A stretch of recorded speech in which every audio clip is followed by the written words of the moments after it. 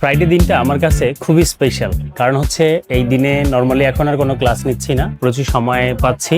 যখন ফুটবল খেলতে যাই বা শরীরচর্চা করতে যাই, সকালে হাঁটতে যাই, চেষ্টা করছি ওরে নিয়ে যাওয়ার। ইভেন যখন জিমে আসি তখনও ওকে নিয়ে আসার চেষ্টা করি। সবসময় হয় না, কারণ অনেক সকালে আসি জিমে। শরীরচর্চার গুরুত্ব আসলে অপরিসীম। এটা আপনাকে বিভিন্ন বাজে চিন্তা থেকে দূরে রাখবে, আপনার শরীরটা সুস্থ থাকবে। সুস্থ থাকতে হলে আপনাকে অবশ্যই নিয়মিত শরীরচর্চা করতে হবে।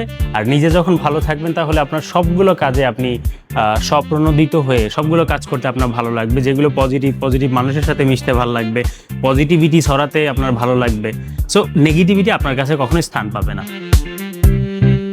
আমি মনে করি আমার লাইফের বেস্ট গিফট আল্লাহ তাআলা আমাকে যেটা গিফট করেছেন সেটা আমার সন্তান, এবং আমি ওর সাথে সময় কাটাতে সবসময় অনেক বেশি পছন্দ করি এবং স্বাচ্ছন্দ্য ফিল করি।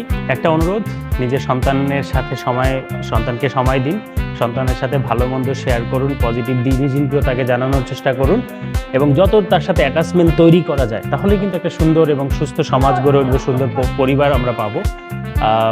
আমরা চেষ্টা করব সকালে সবাই ঘুম থেকে উঠে নামাজ পড়ে হালকা কিছু যদি খেতে পারি, খেয়ে আমরা একটু হাঁটার জন্য বের হব বা একটু দৌড়ের জন্য। যাদের আশেপাশে ফাঁকা জায়গা আছে তারা দৌড়াতে পারেন, অথবা যাদের একদমই সময় কম তারা চাইলে কিন্তু জিমও জয়েন করতে পারেন।